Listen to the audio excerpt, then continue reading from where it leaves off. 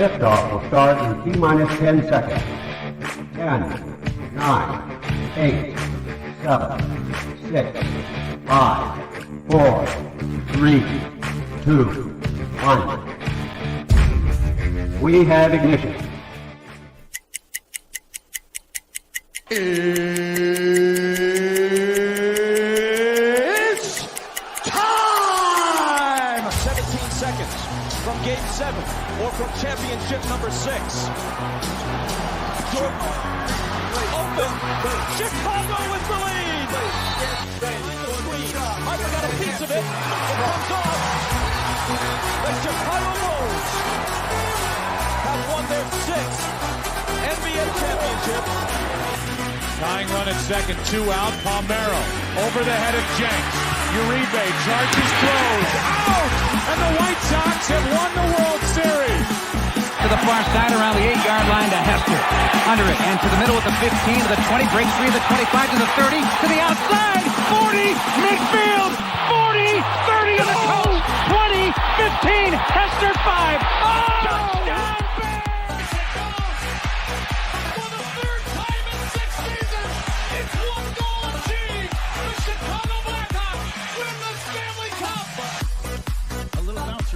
Toward Bryant. He will glove it toward Rizzo. It's in time. And the Chicago Cubs win the World Series.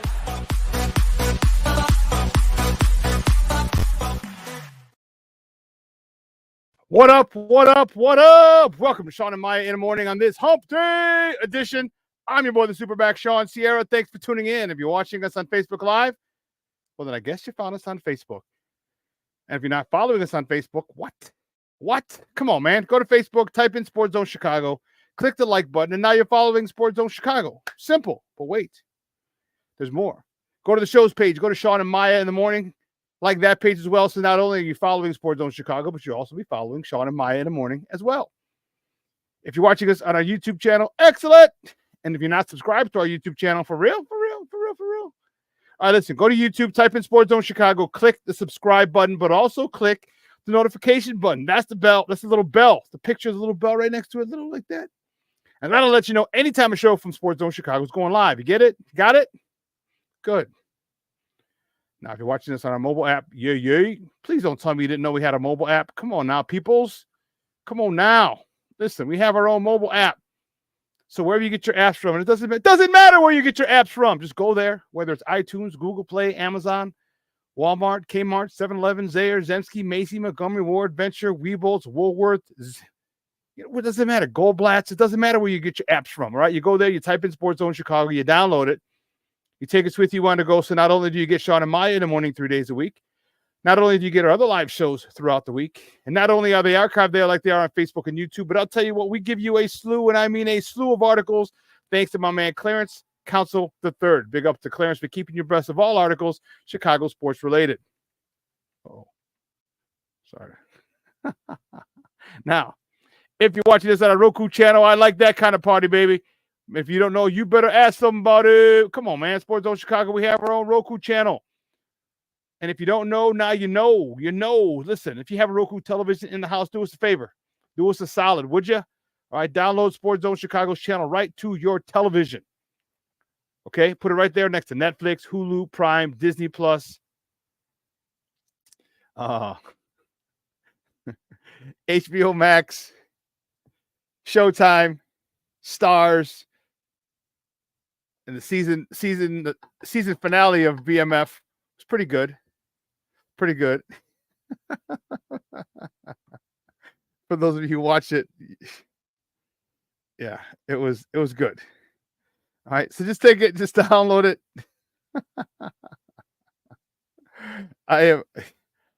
Just download it, put it there, watch us on the big screen. Hell, we're on the big screen, right, Mickey, Ficky, now. Okay, we're on there right now. All right. Oh my goodness, that is hilarious. Now you can also tweet the show. Tweet us at Sports Zone Shy. That's CHI at Sports Zone Shy. Now, if you want to follow me, want to know what I did? Well, let me tell you what I did. I made it nice and easy for you folks. Nice and easy. One handle for Facebook, Twitter, Instagram, Snapchat, and TikTok. All one handle at the Shawn Sierra. If you want to follow my lovely co-host Maya Akai, you can follow her on Facebook and Twitter at the Sports Chica. you want to follow her on Instagram because you're an IG and you do it just for the gram, we'll just follow her at Maya_Akai. It's MAYA_AKAI. Man, we have a phenomenal show, but I need you to get interactive. So whatever platform you're watching us on, leave a question or comment on that platform. It'll come up here in the thread. We'll put it up on the screen, incorporate it into the show. And that, my peoples, is what makes this the best morning Chicago sports talk show around. And that's you, baby. So keep them coming. Questions, comments, smart-ass remarks, because ain't nobody scared over here. You know how The Rock said, baby, don't sing it, just bring it. Let's see who we got in the chat already. Cornelius Squall's in the house. What up, Papa? How are you? All my sports owners in the joint. That's what I'm talking about. My man Armando Emeterio Lara Jr. My man Junior's in the house. My own personal protector from back in the day. That's what I'm talking about. Levette Lee, she's in the house. Good morning. Thank you for tuning in, hon. I appreciate it. Mr. Shode, he's on a down low. Maybe he's on a sneaky tip. He's a sneaky link. I'm at work, so shh. I'm listening. I can't respond. I love it. Mr. Shorty, good morning, Papa. Thank you so much for tuning in. I appreciate it, man. Bear down, Plank in the house. Plank, what's up, Papa? Thank you for tuning in. I appreciate it. Michelle Walls in the Mickey Ficky house. Happy hump day, Greg. Thank you, sir. I appreciate it. And the rest of the sports owners in the house. Oh, snap. King Booker World's up in his mother, Hubbard. Good morning, King Booker World. How you doing, Papa? Thank you for tuning in. I appreciate it. Man, listen, I don't know a lot about a lot, but I do know this. More of the usual suspects will chime in as the show goes on. That, my peoples, I can guarantee. Man, we got a great show, and it gets started early, man, about 18 minutes or 17 plus minutes. My man Ozzie Guliien Jr. is going to join us today. We're going to talk a little baseball. The White Sox are on fire. Fire. Fire. So what did they win? 4 or 5? They won 5 of 7. 5 of the last 7. That's what I'm talking about. That's what I'm talking about. My White Sox, we're getting it done.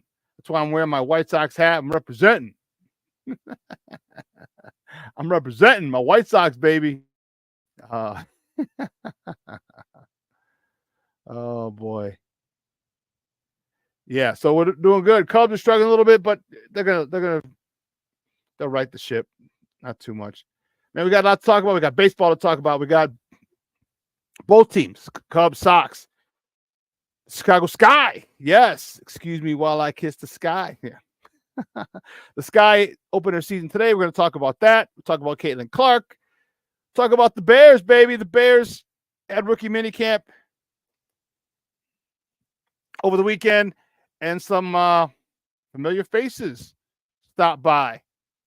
Check out the new toys that the organization has. DJ Moore, Keenan Allen, Velus Jones. All right, Tyler Scott. See who's gonna be throwing me the ball, huh? Who's the new guy that's gonna be throwing it to me, huh? Let's see this guy. They're gonna make me go to a game and go against my boy Kyler Reinsdorf. Listen, you know what's so funny is I have 30 first cousins. Okay, 30. Many of them are Cub fans. Okay, I don't hold it against them. They were unfortunate. They're the ones that ate the lead paint chips, but that's neither here nor there. So we were talking. We a couple weeks ago we had one of my cousin's birthday party, and then the following week is his brother, my other cousin's baptism for his son. And we were at the birthday party. A lot of the cousins were there. It was really cool that he invited a lot of the cousins that he doesn't really invite just because of the age difference, So we're sitting there and they're like, yeah, we should get together, and it's like, first of all, it was a good thing to get together for a birthday, not for a funeral, okay, or a wake again, right? But they said, let's do something this summer. We'll go, let's go to, like, hell, you know what? Because most of us are on the south side, we'll even go to a Sox game. I was like, all right, does anyone know a guy with tickets? I'm like, yeah, I got a guy. You know me. If you know me, I got a guy. And I was like, do you want to go get tickets? Do you want to get a suite? You know what I mean? Like, they're like, oh, let's get a suite. I said, okay. I said, just so you know, it's going to be about $1.50 a person. Okay. Just $1.50, give or take, maybe $10 more, $10 less, but just $1.50 a person, just so you know. But it's food, drink, parking passes. I'm like, so it comes out to kind of around this cheaper if you get a suite per person. All right, because you get a couple drinks, and we're all going to be drinking alcohol. We're all going to want to eat. Plus the cost of the ticket, it's going to come out to about that. So they're like, okay, cool. So it looks like we're getting something together so I will be at another Sox game, King Book of World, coming up in probably in July. I didn't go to the game 2 days ago because it got rained out. So they're going to get my money back, and they're going to set up another St. Rita night at Sox Park. So I'll be there again. Try not to go, man. Listen, let's get back to sports. Well, it is sports, Sox game. I did have my flask filled up and ready. For those of you know what I'm talking about, oh shoot, it's in the car. I'll go get it on one of the breaks. Look at Junior. Yeah. Oh damn. Oh man, Junior, I have 78 first cousins. Well, my mom's one of 10 kids, and then I didn't know about my dad's side, but yeah. So I got 30 on my mom's side. That's crazy, Junior. That's nuts. We got that to talk, man. We have NBA draft preview.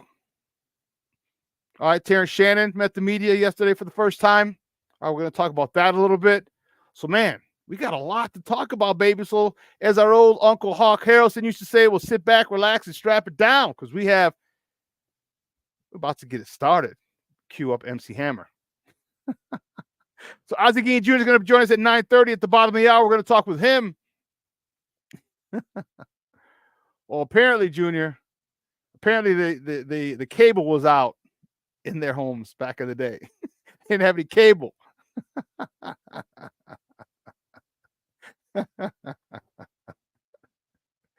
Anyway,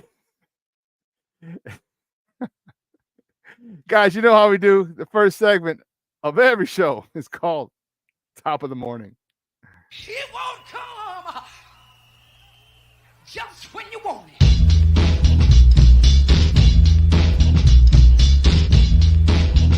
Top of the morning to you. Top of the morning to you. Top of the morning to you. Whew. Man, that's some good tea. Whew. But it's still hot. I didn't get to cool it off a little bit. So it's still smoking. Say, which way do we go? The first top of the morning topic. No, here we go. The good guys. Good guys from the South Side. White Sox yesterday, they split their doubleheader with the Washington Nationals. Game 1, they fall to the Nats 6-3.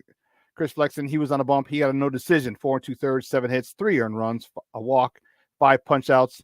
Eloy Jimenez was 1 for 3 with a homer, his 5th of the season, driving in his 12th run of the year. Tommy Pham was 2 for 4 with driving in his 9th RBI, and Shoemaker drove in his 4th RBI in Game 1. However, the good guys, they rebounded. It rebounded, baby. I like that kind of party. They rebounded in the second game. And that man right there, mama, there go that man again. There goes that man again, mama. The White Sox beat the Washington Nationals 4-0 yesterday in the second game of that doubleheader. Eric Fetty, man, he's on fire, baby. He's on fire. He's 4-0. Okay. He got the win. He's 4-0. He went 7 innings. See, and this is what's so important. Remember me talking to you about that on the mentality of pitchers? Like, I got to go 7. I would say 8, but let me go 7 minimum.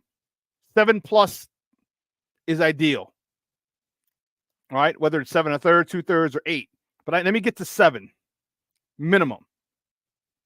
If you go in that mentality, okay, you keep your pitch count down. All right, you attack the strike zone. Okay, you challenge batters. You get their eyes moving. The White Sox didn't bear them. They beat them. You get their eyes moving. You got to get their eyes moving, and that's the important thing when you're pitching, is to get their eyes moving. Okay. Eric Fetty, 4-0. Andrew Vaughn had a nice day. In the second game, he was 2 for 3 with 2, not 1, but 2. Count them. 2 home runs, his second and third homers of the season, driving in all 4 runs for the good guys, upping his tally to 13 RBIs on the season.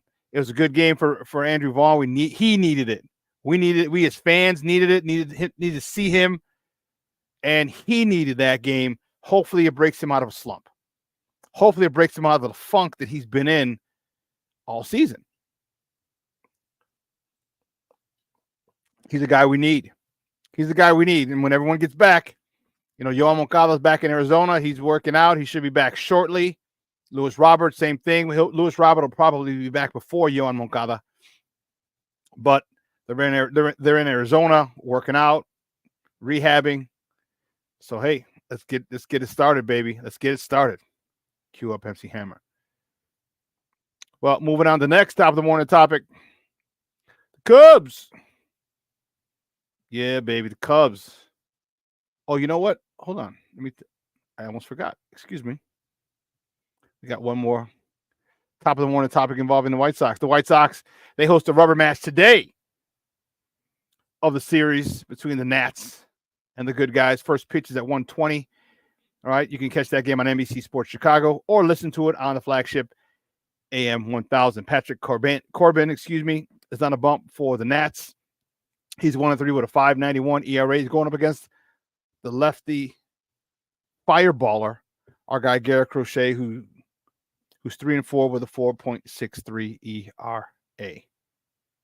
Now, the next top of the morning topic, the Cubs. The Cubs get shut out by the Braves yesterday, 7-0 in the ATL. Jameson Taillon. I like saying his name with a Spanish accent. It's Taillon. Jameson Taillon. He got the loss, his first of the season. He's 3-1 on the year. He went 4 innings, 7 hits, 7 runs. 2 of them, only 2 were earned. 3 walks, 2 punch outs.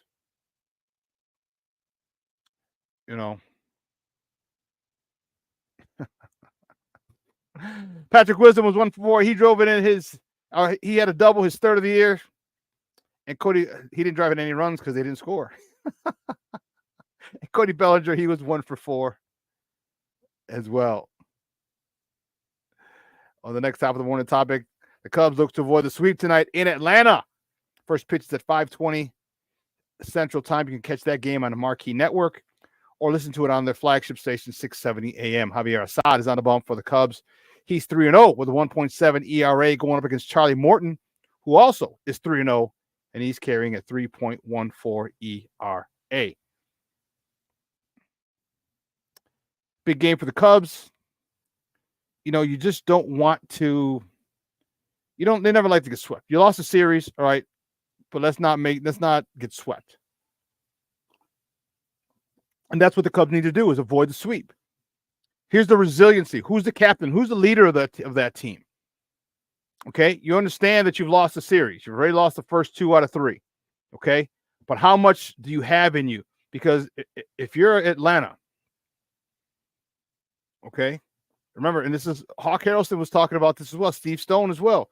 When you win 2 out of 3 games, good teams, they're more hyped to play that third game going for the sweep. How aggressive are you? How focused in are you? Atlanta's going for the sweep. Atlanta's going to be on the attack. They want to sweep the Cubs because they put themselves in that position. Now the Cubs, what are you going to do? Are you going to find it in yourself to play some good baseball to avoid the sweep? Salvage a game? Who's the leader? Who's the voice in that locker room? I don't really know. Cub fans, let me know, who do you think is a voice in that locker room? Okay, because this speaks volumes. You come back, especially you pull out a close game or you pull it out late. Okay, will speak volume for the character of this team. That they will not die. Like, okay, well, we lost the first 2, bump it, we'll lose it, we'll start another series next time. No, every game matters. So again, my question is, who is the leader? Who are the leaders in that clubhouse? Who are the people who are saying, hey, we're not getting swept today? Who's going to get in someone's face? I don't know. I don't follow that team that closely. You know? So, Cub fans, let me know who you think the leaders are in that Chicago Cubs clubhouse. Who do you think is the person, or is it the manager? If it's just the manager, then there could be some issues. But who do you think? I think there needs to be one or two leaders in that clubhouse who say, hey, listen, they need to speak up today or anytime that they're in a situation that they're about to get swept. Step up and say, hey, we screwed up enough. Let's get back on our winning ways. So, yeah, I don't know. Wow, Cornelius. Wow, I had only one first cousin. That's crazy. I had to grow up. I didn't know anything else. I didn't know anything else. Excuse me while I kiss the sky. Yes, baby. The Chicago Sky open the regular season tonight in Dallas. You know what's really, really, really weird? They're playing 2 games in Dallas. Like, what the hell is that all about? You're playing on today and you're playing on Saturday, both at Dallas. But I digress. Sky tip-off tonight at 7 o'clock Central Time. You can catch that game on the CW. I catch that game on the CW, Channel 26. I'm looking forward to it. All right, a lot of buzz is going on around the Chicago Sky, and rightfully so. And rightfully so. Listen, this is dope. This is dope. So Angel Reese, Chi-Town Barbie. That's our girl. Okay, one of the biggest NIL earners last year in college. Well, guess what? That hasn't stopped, as if you thought it would. Okay, this is what I'm talking about. This is about someone who gets it. Okay, she's a spokesperson for Beats by Dre. For those of you who've been under a rock or just in a different generation, the older generation, Beats by Dre is headphones created by Dr. Dre, and they became real famous, and people started wearing them. They became not the best beats and the best headphones, but they're good. But they became popular and famous. Well, she's a spokesperson for them, and what she did is she got her teammates each a set of Beats by Dre headphones.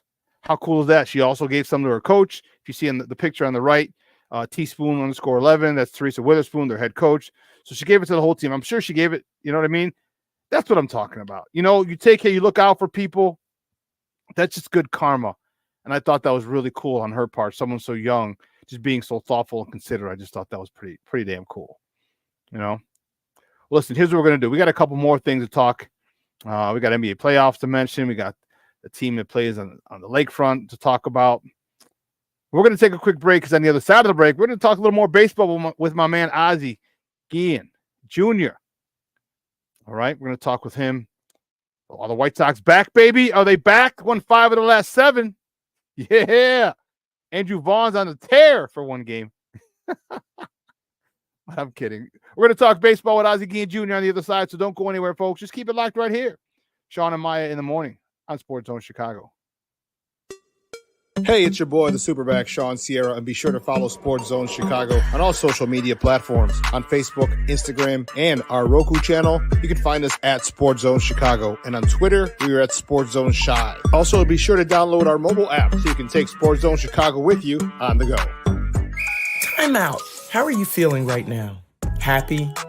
Excited? Angry? Overwhelmed? One of the best things you can do for your mind health is to name what you're feeling. It can sharpen your awareness and help you talk about your feelings with someone you trust. Here are 3 questions to ask yourself. Where are your thoughts right now? In the past, the present, the future? Do you notice any sensations in your body? Is your heart beating fast? Is there a flutter in your stomach? Or are you fully relaxed? What do you need right now? Time with others? Time to yourself? Remember, there's power in this awareness. So find ways to identify what you're feeling today.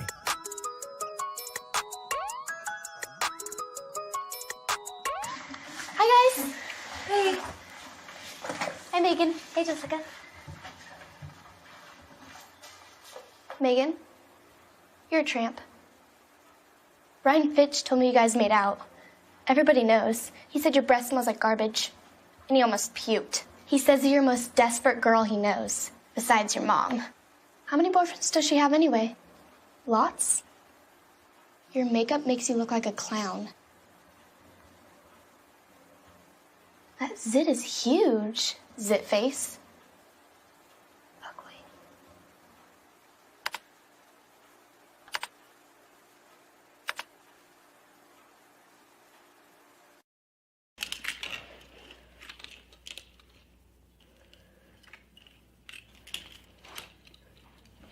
Hey, bud, what you doing? I'm playing with cars.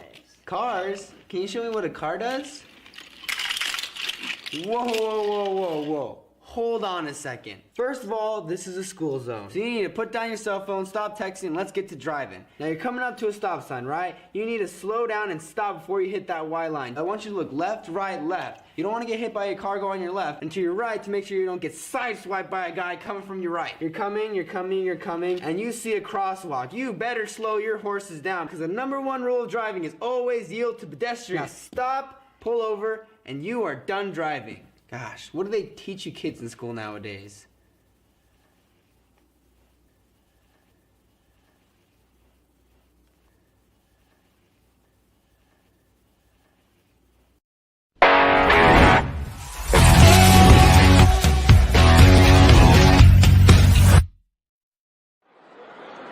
Ortega, since getting called up, has not had a hit yet here with the White Sox. Puts down a bunt, and nobody home. The first hit this season for Rafael Ortega. Tommy Phammel's off with the pitch. This one is sent out to deep right center. That is out of here! A 3-run shot for Andrew Vaughn. Cue the fireworks. Looking for the punch out to get the win. The 0-2. That is put in play to left field. And it's caught! A dive by Benintendi, and the White Sox get the win. Welcome back to Shawn and Maya in the morning on Sports Zone Chicago. Those clips courtesy of NBC Sports Chicago. Those are the good guys. I can call them the good guys now because they're doing it, baby. I was embarrassed of them earlier this season. I was. Still not happy, but you know what? Rome wasn't built in a day. My next guest is a good friend of the program. Man, he's been rocking with us. Man, it's been like 6 years, 7 years, dude. It's been crazy, man. That's awesome. Man, you'll know who I'm talking about. You can find him on Twitter at Ozzie Guliien Jr. Ozzie Guliien Jr. Let's welcome back to Shawn and Maya, our guy, Ozzie Guliien Jr. Junior, what's up, Papa? How are you? What's up, guys? How's it going? Good morning. Good to be here. Doing well. It's been 6 years. Wow. I told you last time 6 years ago how the rebuild was going to fail 6 years ago. So hopefully you do it a little different this time. History apparently loves to repeat itself on the South Side. You know what? When you're impatient and you think you're going to have a quick turnaround and you try to build something in a way that it usually takes time, you usually end up in failure. And again, there's things in the part of the game where they lacked on development, where moves might have been made differently, and things would have been a little bit different. But a lot has changed in the last 3 years. And the part that's really funny, Shawn, is that unfortunate to the White Sox and the White Sox fans when it comes to us and being able to give our opinion, they forget that Ozzie was one of the candidates that they interviewed for this position. So, and we know the other three guys that they interviewed really well. So we've talked it, break it down. I've heard it all. What happened in the interview, preparation for the interview, the post-interview call. So it's really sad where this team was at mentally 3 years ago and where they're at today. And that's sad for White Sox fans. That's sad at the state that the team is in. And it's probably the worst 2 years, I think, since my time, again, that I've been around seeing baseball for the Chicago White Sox. Yeah, yours and mine as well, man, because we were really looking forward to it. You and I had plenty of conversations. Like I was so fired up about the potential for these guys because of the talent. Like we literally had guys, the talent was off the charts with these guys. All they needed was development. All they needed was guidance. All they needed was coaching, was manage. You know what I mean? Or managing, you want to call it. But they just needed that. and for whatever reason, we know the reasons they didn't get it. And now most of those guys, some of those guys are jettisoned. Tim Anderson's gone.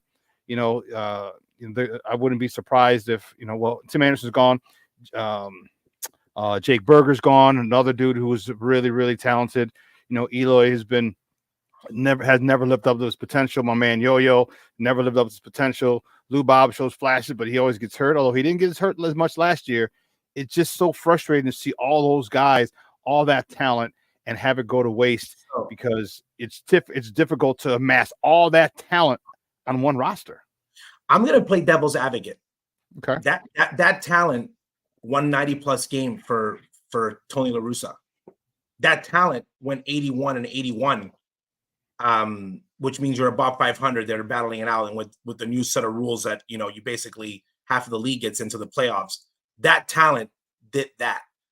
Are you going to have Hall of Famers in that group? No, but I think that you could have competed with that talent, especially the way the division is set up. And when I mean compete, you're fighting for the division, you're playing meaningful baseball, you're around the 500, you're going into every series saying we're 2-3 games away. That's how it was. It was like that under Tony's years. It was like that under Rick Renteria's last year.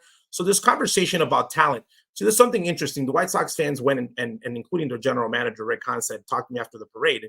They celebrated the championship before playing one game. And I blame the fans. I blame the media. I blame the hype that they gave this team, because you can have great teams and never win a championship. There's been a lot of great teams that have competed for multiple years. The Dodgers being one of them. Let's not forget, the Dodgers have a baby COVID ring. They don't have a real 162 ring. They have a little baby COVID ring. But they've competed for the last 25 years when you look at it. Okay. Yeah. And that's just wild. So the White Sox, the people are thinking championship or nothing. And you're like, you have to compete in order to get there.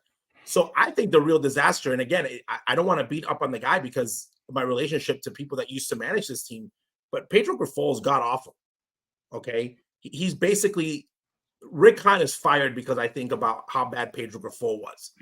Okay. And Pedro Grifol was sold as the next great manager, when at the point when he started, I didn't like his style. I thought he was a little cocky when he came in, but I said, if this guy knows baseball enough, he's not going to mess up the X's and O's on the field. And then off the field, from what everyone he said, it was like this guy that was like a genius and, he was a communicator and all that. And I have not seen any of that. I've seen somebody that's inconsistent. I've seen somebody that's full of shit in other matters. I don't know if I can swear here. And when I mean that, I can give examples on that. And you have a shirt that says coaching matters. And it matters because when you're at this level, there's development, and basically you can call it managers matter. He is currently right now, he has a record of 74 and 131, okay, in his career as a manager. They keep talking about where he used to coach like it was a successful organization. He was the bullpen coach when they won the World Series, okay? That is like the lowest totem pole of coaching. You're there, but you're not the main person. So this philosophy that he's, has come from an organization when they've won 100 games consistently. Pedro Grifol goes to bed every night as a loser, and he's used to it. He's lost 100 games multiple times in his career. And that's something that I don't think this organization, I think, looked past it, because here's the part. Here's the list of the guys that Pedro Grifol got picked over. And this is where I think that's a massive failure. You decided not to bring Tony La Russa back because of health. That could be debated because Tony probably could have, he was not healthy in 181 games. They looked over Miguel Cairo because he was too, unfresh and was, allegedly for them kind of couldn't cut it. He kept the team at 500, which was what the previous manager had been doing that season. So he didn't mess it up. Passed up on a World Series winning manager and the guy who's had the most success in the last 100 years of the Chicago White Sox, both financially and on the field, monetarily wise and wins wise. You passed up on Joe Espada. You passed up on Shillick, Mike Shillick, the guy who's now in San Diego. You passed up on Mike Scioscia. You passed up on Bochy. You passed up on. You didn't even bring Bochy in for an interview. You didn't. I'm saying you passed up on everybody that was sitting at home, okay, for Pedro Grifol. Okay, and that's where nobody is bringing that up, because Now the sentiment is, oh, he was given a bad team. Mind you, I'm a firm believer that when they said that they were going to compete this year, that they had in their mind that this kind of misfit toys were going to be put together, and Pedro's genius and the prospects that they had, they were going to come out and they were going to compete for the division, at least be 500 and dabble in the division. They didn't think they were going to be 13-30. I firmly believe that, because they went and made some little moves. They signed Fede. You know, they went and got guys. They basically built and said, let's put a conservative budget team together that can compete. And that has not been the case. And I'm going to double down on that. I think Pedro Grifol has cost them at least 8 games at a minimum. That's just from managing the standpoint.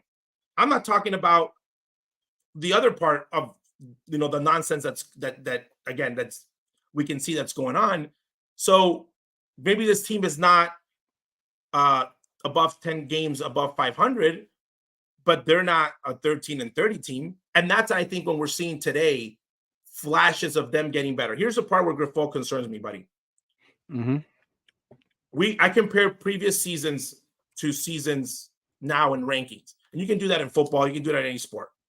There's things you can't control wins and losses, but you can control parts of the game that you get better at.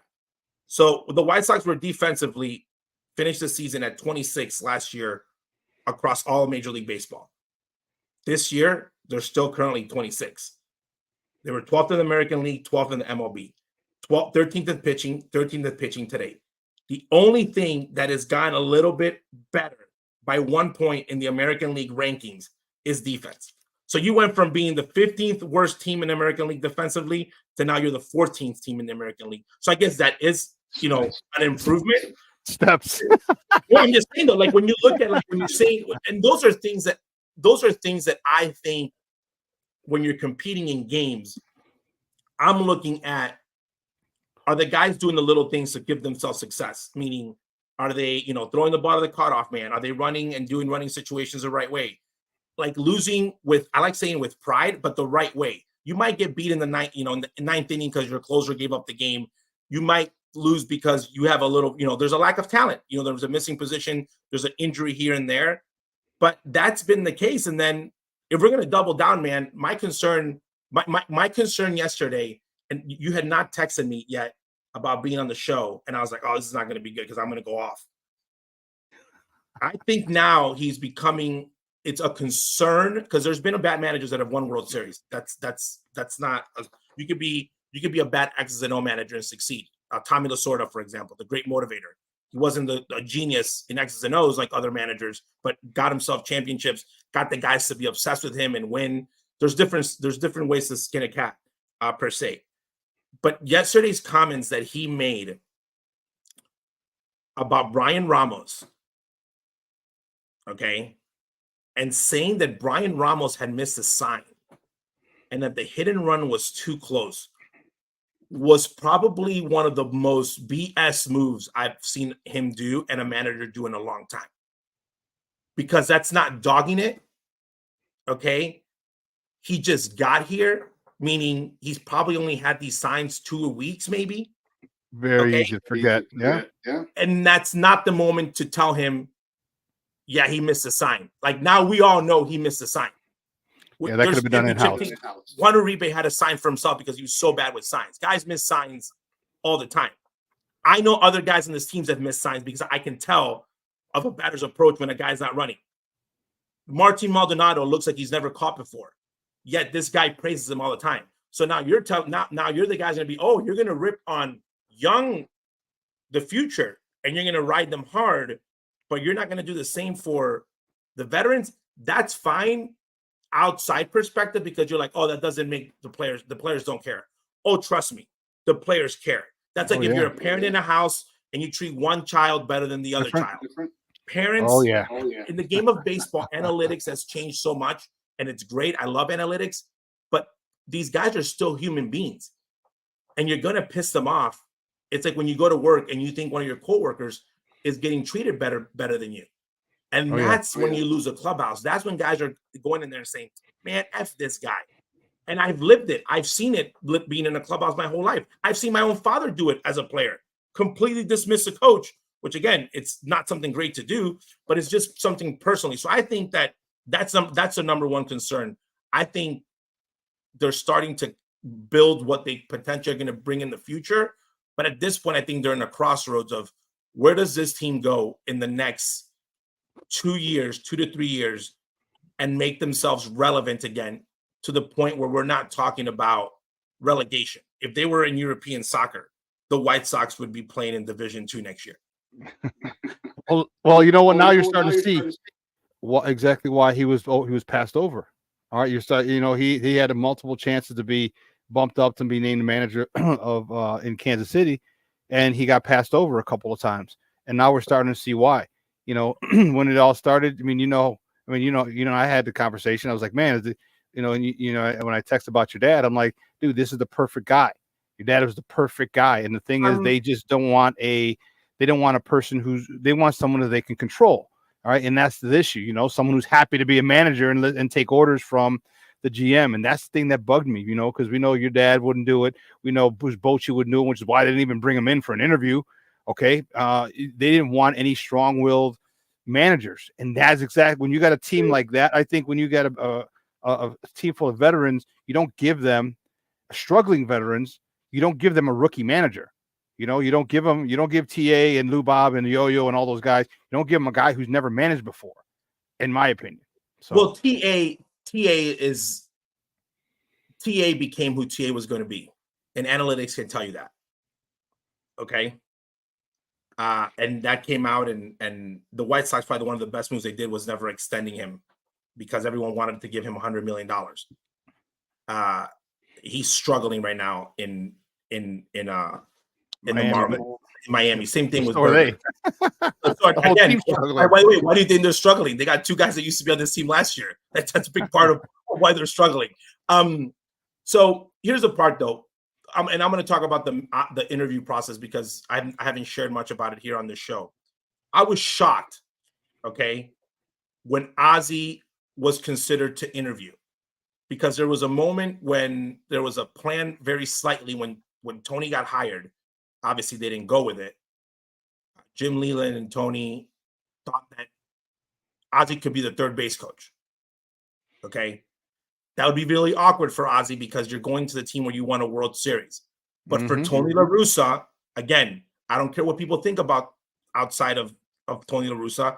In the Guillen world, in Ozzie's world, Tony La Russa played a huge part of his career as a player and then as a manager. Why? When Ozzie was becoming a protege to become a future manager, a lot of veteran guys helped him, including Tony.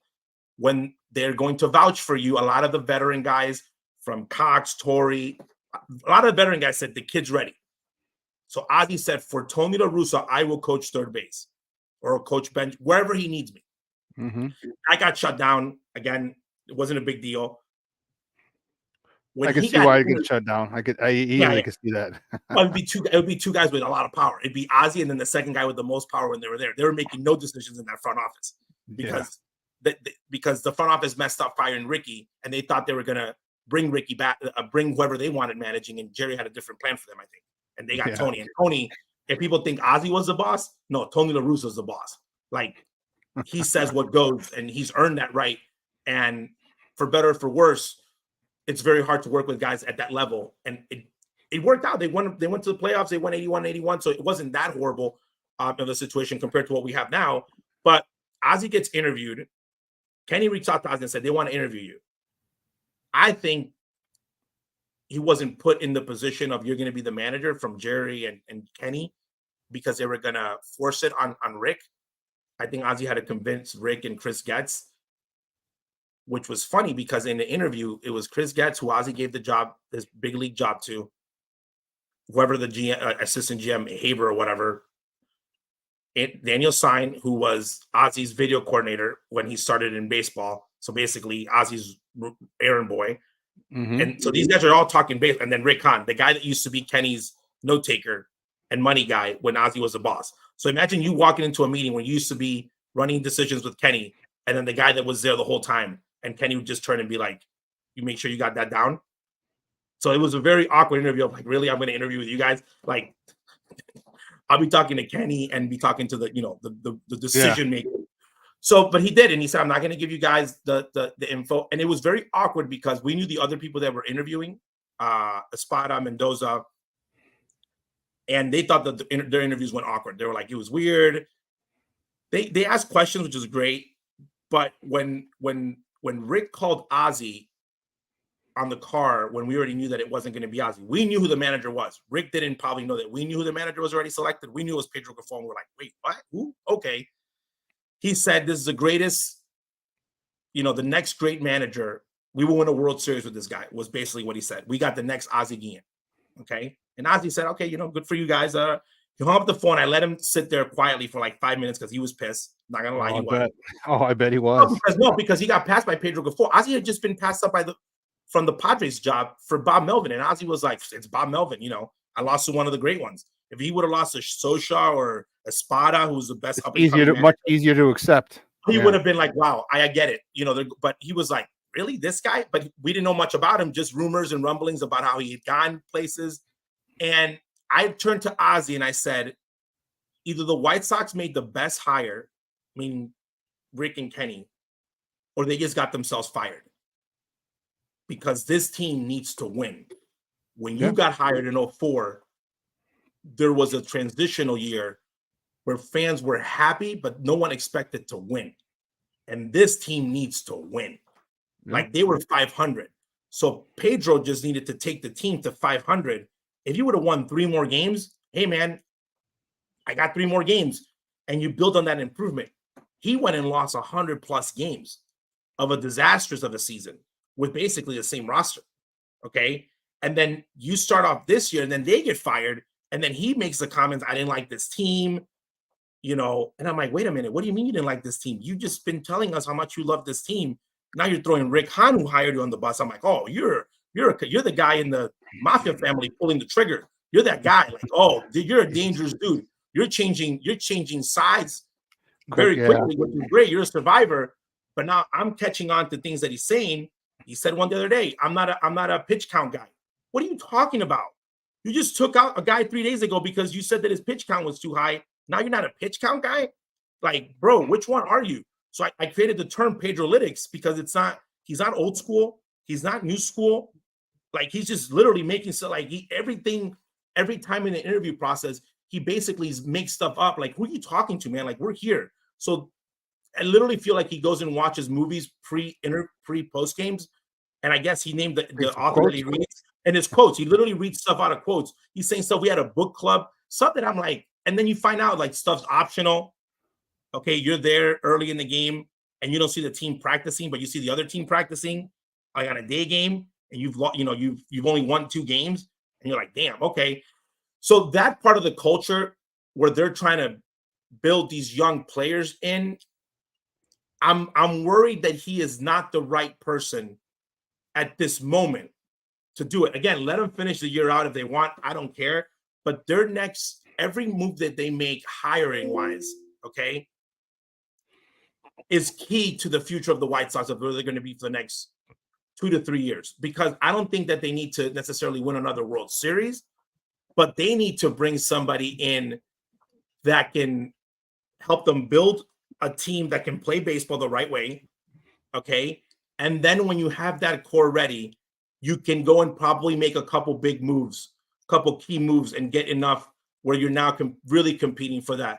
That's a part where historically wise, people don't look at how much Jerry Manuel meant to the White Sox and to Ozzie when Ozzie took over his job.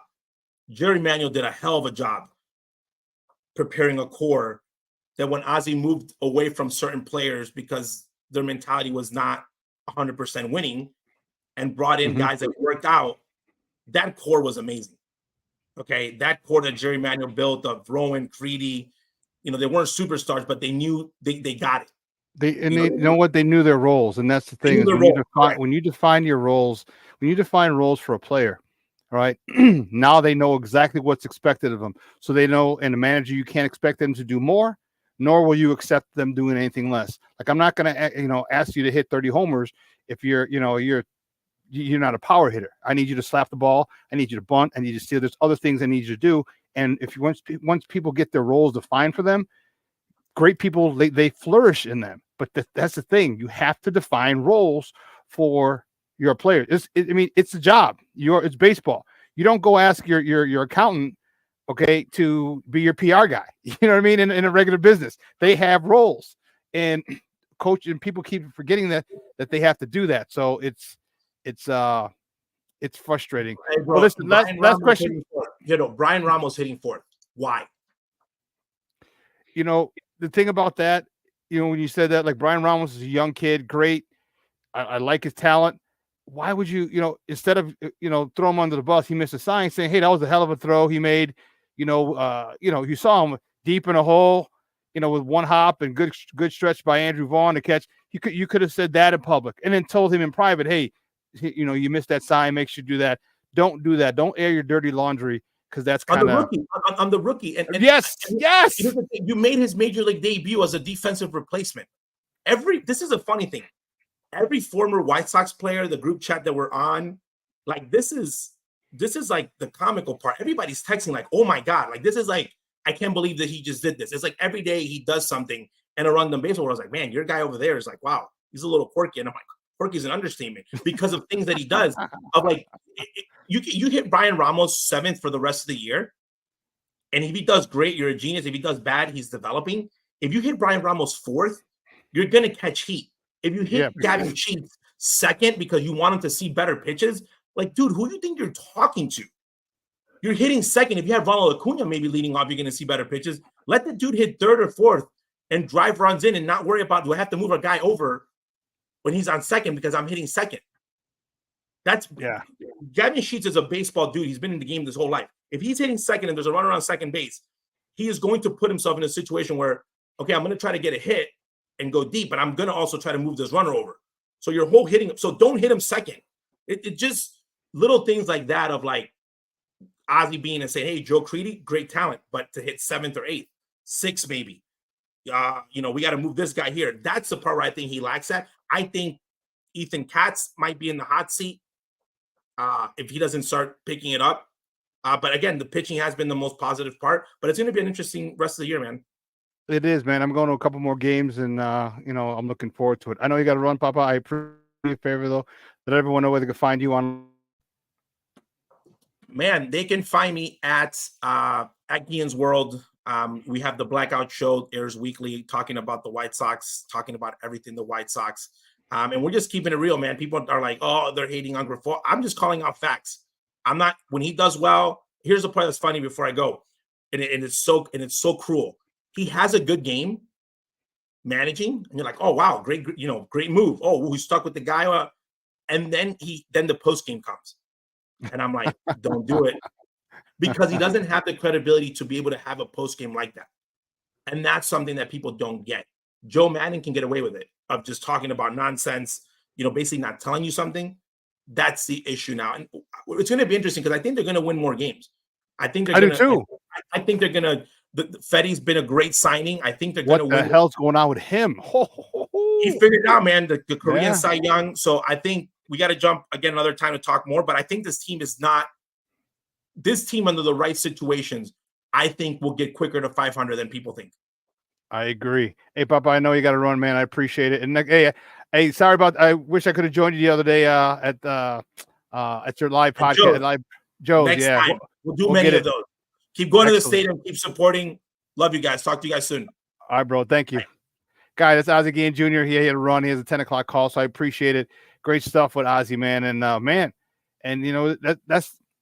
one of the reasons I love having him on is just because of his baseball mind. All right. He's been in a clubhouse since he was born, literally. I mean, you see pictures of him and Ozzie, when he was a kid, there's a lot to be said for experience. Okay. And some people may not like Ozzie. And that's okay. Some people may think Ozzie's outdated, but I'll tell you what, I don't know if it was Brian Ramos. You saw in the clip that we were coming out of break, there was a bunt. I mean, these small things that are happening to the that are helping the White Sox win. These are, I don't know if you're aware of it. These are called fundamentals. Crazy idea that fundamentals works in an age of analytics and numbers and stat nerds and stat geeks. Come on, you know.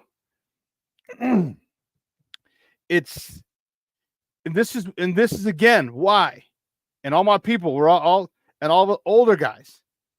All right, all those older guys in the chat. All right, Cornelius, Shawn, Armando, like we wanted Ozzie for this job. We wanted Ozzie, but when Tony got the job, right? Why? We understood that Ozzie. First of all, Ozzie has gravitas. When he walks in and he speaks, you shut the hell up. This is a World Series winning, a two-time World Series winning coach. He was the third base coach for the Florida Marlins. When they won it in 2003, he won it. Did he win it with the Braves when I was the coach with the Braves? I'm not sure. He might be a three-time. And then he obviously the manager of the White Sox. This guy's been in baseball. He left his country. He was here at 17 years old. I think even sooner, to develop. But he's been in the States since he was 18 years old. He's been here 40 plus years.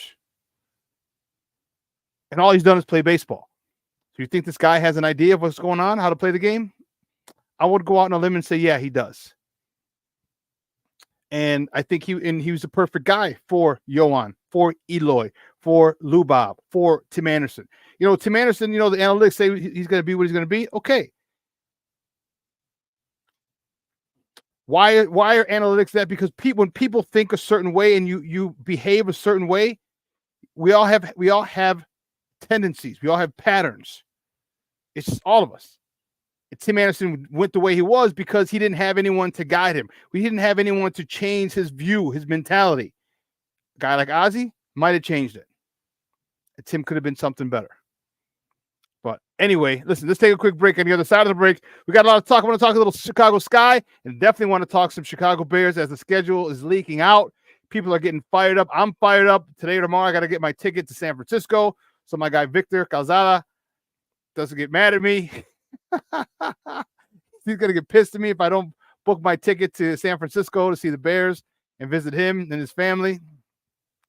So we're going to talk some Sky. We're going to talk a lot of Chicago Bears on the other side of the break. So don't go anywhere, folks.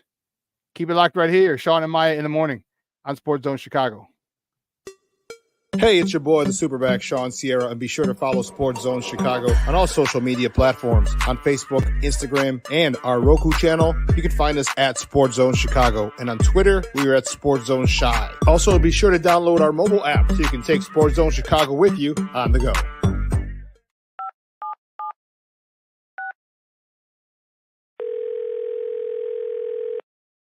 Yeah, hello. I'm really not sure if this is what you all do, but I really don't have anywhere else to turn. Hi. I don't even know why I'm calling right now. I'm sorry. My thoughts are going a mile a minute. My kids are out of state. My buddies from the Army are all gone now. I'm really alone. I left the service last year. My mom just passed away a few months ago. I miss so much time with her.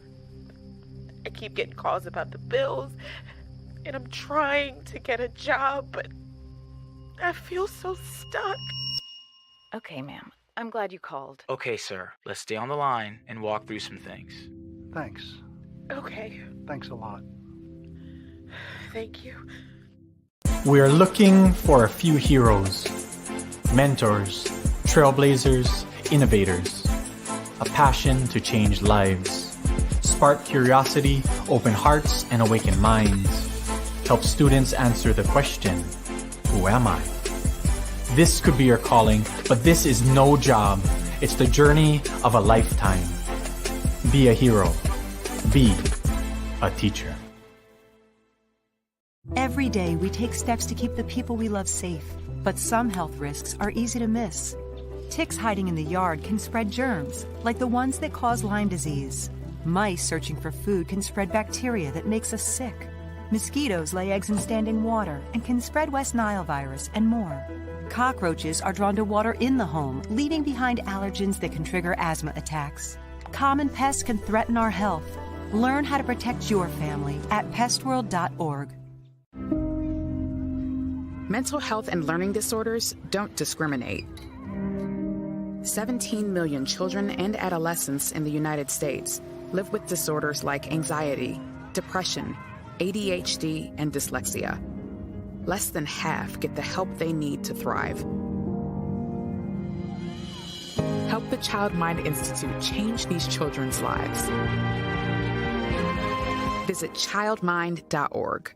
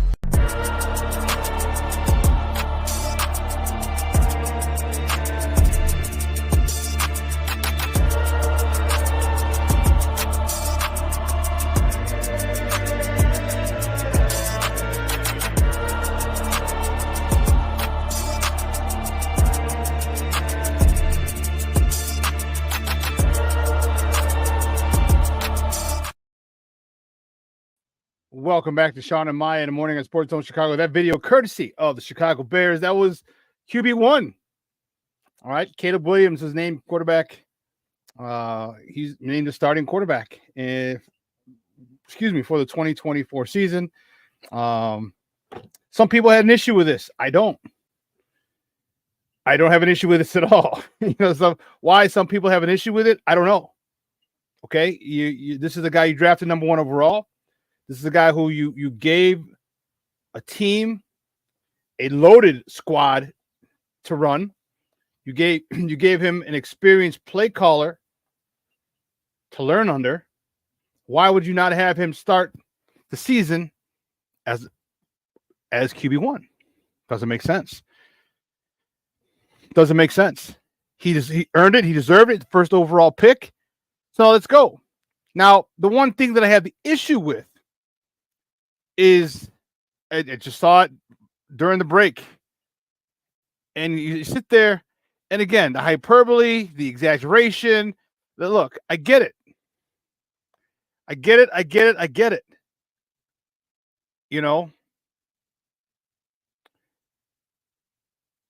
You're excited, and you should be. Cool. It's a new era for Chicago Bears football.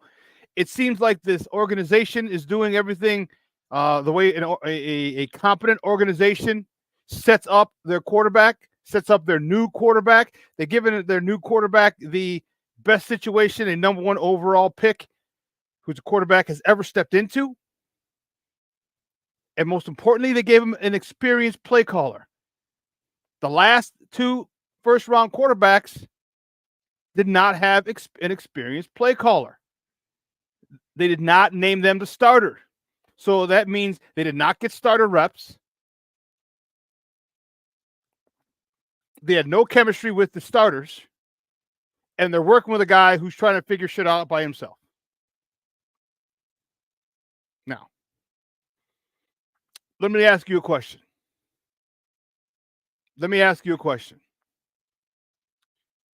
If your parent was going into the hospital for a heart transplant, would you want the guy who's an up-and-coming surgeon making his first open heart surgery?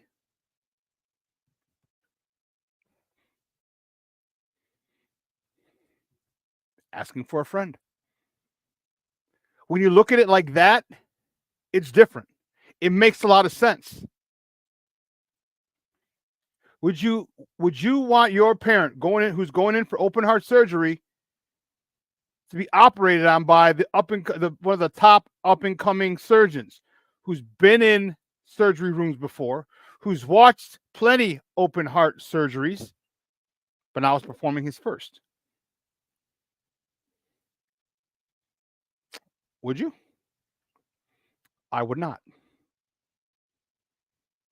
I'll have him go experiment on someone else, experiment on someone else, gain his experience somewhere else, getting more. I want his first open heart surgery to be someone else. All right, and then a whole bunch after that. So when you do, you're set up to fail. The Bears haven't done this with this guy. This regime has not done it. James Ford, good morning, Papa. Thank you for tuning in. I know Brouhaha had a dip. I just want to say what's up if he's back. If not, you can catch that on the replay. Just want to say what's up, Papa. Thank you. But they've set this up.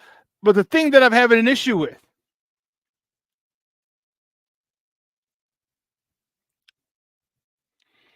is they're like, look at how easily the ball comes out of his hand. I'm like, oh my goodness gracious, great balls of fire. Please stop. He's a professional quarterback. All quarterbacks, when you're running on air, they're not even in helmets. They're just playing catch. And someone says, oh, the ball's on the anticipation. And I didn't even want to argue with it because I'm not going to argue football with a woman for the most part. So there's a lady who's pretty popular on Twitter, and she's like, none of the receivers broke stride, the anticipation, this and this. And I was gonna go off, and this is why, like, and if you watch the video, Velus Jones has to slow down a little for his catch. The other receiver has to jump up for the catch. That's not in stride. That's not in stride. Okay. And I hate to sound it, but like, stop making him out to be the next coming of Peyton Manning. He's not there yet. He very well could be. He very well could be. But he's not there yet. All right? He's not there yet. And just like Ozzie Jr. and I were talking before, like you're talking, when Pedro Grifol was talking about, or Rick Hahn was talking about the parade when he got all those guys with Lou Bob, and it's got to play out. Let it play out. And for some reason, every time there's change, everyone gets all crazy. Again, I know somebody yesterday said, stop the hate. I'm not hating. I don't hate Caleb Williams. Stop it. I don't. I have no ill will toward the young man at all. I want him to do well because I want my Bears to do well. But don't get mad if I disagree with you because you're a fanboy and I don't see it the way you do. Don't get mad if I'm not oohing and eyeing overthrows in rookie minicamp. Don't get mad at me if I disagree with you or tell you to calm down because you say some dumb shit like the ball comes easily out of his hand. He's a fucking NFL quarterback. It should come easily out of his hand. It came easily out of Justin Fields' hand. It came easily out of Mitch Trubisky's hand. It comes easily out of Tyson Bage's hand. When you're in helmets, or not even helmets, just jerseys, just running routes. Like, stop, relax, be present. Don't exaggerate the present, but just be present and say, hey, they look good. All right, throwing the ball look good, nice and smooth. Can't wait till camp. But Jesus Christ, like, oh man, again, when you're wrong, you're wrong. And then all of a sudden, people attack you. Oh, you're a hater. You're this. You're Justin this. You're Justin that. No, I'm not. Nothing to do with Justin. What I'm saying is stop exaggerating. The kid has talent out the ass. Yohan Mokaba has talent out of the ass. Tim Anderson has talent out of the ass. Louis Robert has talent out of the ass. Eloy Jimenez has talent out of the ass, and they didn't perform. Let it play out. We anticipated performing, these guys performing, or this Caleb performing because of the situation, and I hope he does well. So don't get mad at me. I care because I'm not. Okay, it's not about.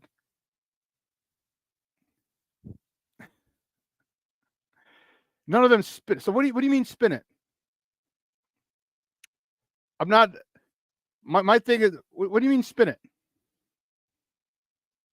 Okay, so what do you mean? And I'm not saying you act as if here. I don't know if you're taking it to heart or you're taking feeling that you think I don't like Caleb, and that's not the case. Yes, I wanted Justin Fields. I wanted him coached, is what I wanted. That's what I wanted. But he didn't get that. I wish this guy does well. Okay? I wish this guy well. All right? You can sit there and tell me and what you think I feel or what you think you know about me or my thoughts, and that's cool. You can speculate all you want. I'm just speaking from my experience in this game. I know what you mean. I know what you mean, but I'm asking, what do you mean? Because some people, listen, if you're talking, how about this? There's no need. I'm here for the Bears. I love the Bears. Yes, I have players that I like. And if people or you or anyone else has a problem with me liking Justin, well, that's too bad. But I'm not rooting. I'm rooting for the Bears, which means, in default, I'm rooting for Caleb. It doesn't mean I can't point out his flaws. You act as if I've never pointed out Justin's flaws. You act as if I never did. And if you follow this show at all, you saw me point them out. I went on a rant last year, and Justin was part of it.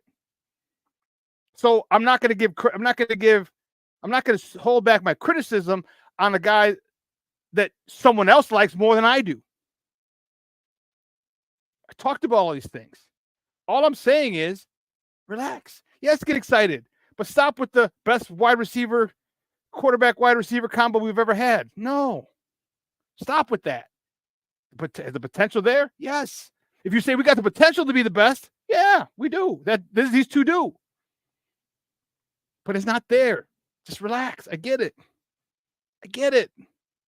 We're all Bears fans. We all want the Bears to do well.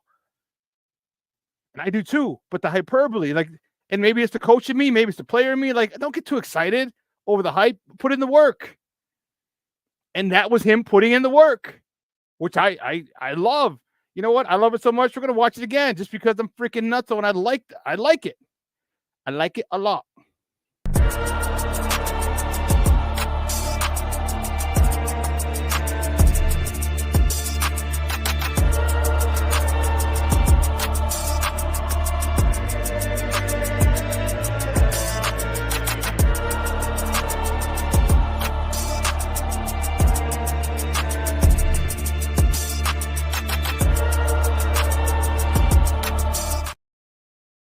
Again, that video courtesy of the Bears. I like it. I like what I see. They're not even in helmets. Just take it easy. And not just you, it's other people. Take it easy. I'm good. I like it. I like it. So the schedule's leaked out a little bit. All right, I knew this from before. It's good to have friends in high places. The Bears will be scheduled to play London on October. Scheduled to play London. They're scheduled to play in London against the Jaguars on October 13th. That's come out. But that was already known. The date was already known. How did you ask? Well, I'm glad you asked that question. Okay. Our guy Berlissimo, who tunes in often, is in England. Lives in London, right around London. Okay. Send me they got to have all this stuff done. Even though they're just announcing it today, they know the schedule, of course. And when a game like that overseas, they've got to let everybody know over there what's happening. So they have to get the proper signage up, the certain billboards and things of that nature, the marketing going. So I knew about a month ago that they were going to be playing on the 13th, October 13th. They didn't know who, but I just knew it was October 13th. I actually even sent a message to my friend who's a travel agent and said, "Hey, start talking to your people now. Put it on there. Say you gotta, on good authority that the game's going to be October 13th. So if you want to start advertising trips, just looking out for a good friend. But that's cool. All right, you got Trevor Lawrence going up against Caleb Williams. All right, the stacked offense is something that I'm looking forward to. Okay, something I'm looking forward to. It's going to be interesting, and that's week 6, I want to say. What the Bears are doing, what the Bears have done, and are in the process of doing as we speak, they are giving Caleb the best opportunity to be successful early. Early. You know, Dan Orlovsky, he talked about, you know what's funny is that people, like he showed you the other day. He showed you the other day about the book, all right, a playbook. Okay. He showed you that. And we went over and we saw how crazy it is. How crazy, how thick a playbook is, how many nuances, so many different things that people and that quarterbacks have to go through. From the case, this to that, to all these things. Okay. And you have to learn this. You have to be able to understand this as a rookie. And it's tough. It's tough because it's different from what you've done before. Now, you know, for me, it's like, obviously I get it because I've played football for 30 years. So I'm okay with it. But let me show you, and here's something else. Like this is difficult. And I'll explain to you what the Bears are doing and why I think it's a great thing.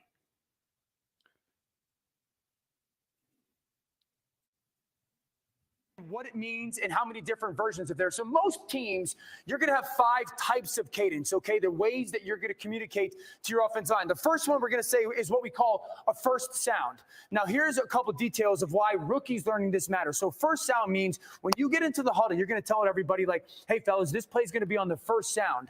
A couple things matter. You got to tell your offense and everybody, get set to the line of scrimmage, okay? The second thing is, you have to be the last person to basically get ready for the football because you have to make sure as a quarterback, a young guy, everybody is set. You can't have any movement before the ball gets snapped.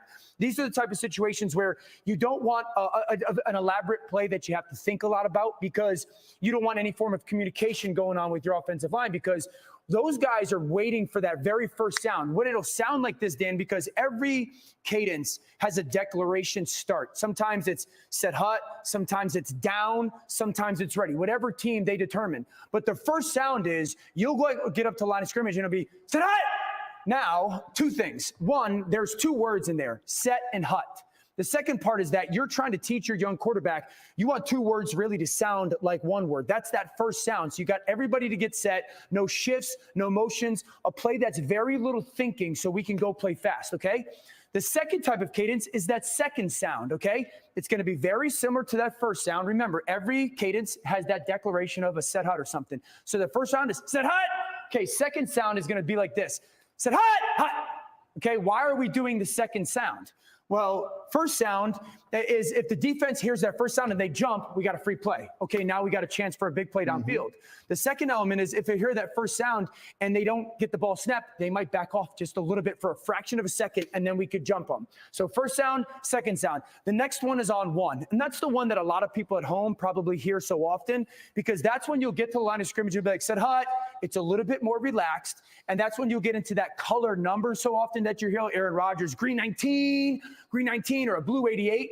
Okay, so sometimes the colors mean absolutely nothing. It's just what you're comfortable as a quarterback talking about. Sometimes the color has a reference of, hey, I'm changing the play, a direction we might be audibling to. Every week you might make a color a live color. So that one will sound like, set hut, green 19, Green 19 said hut. Again, you're trying to get those to form into one word. And those are the plays where you get shifts, motions. And again, in the huddle, that might be a situation where you go, hey, tight end, you're going to motion right when I say that first set hut, just get into the motion. So if you're on first sound or second sound, you pretty much can't audible, right? So there's he talks about on 2 and 3 and how important and why this is important because everyone has to understand how is very specific to that. So first sound, or second when the sound, ball snapped. On 1, on 2. Again, a very similar starting point. Okay, break the huddle. Now, this for a rookie and they quarterback, do this when in you're drills in the, huddle, in the meeting room. Hey, fellas, give me your eyes. Okay, we're going to go on 2 here.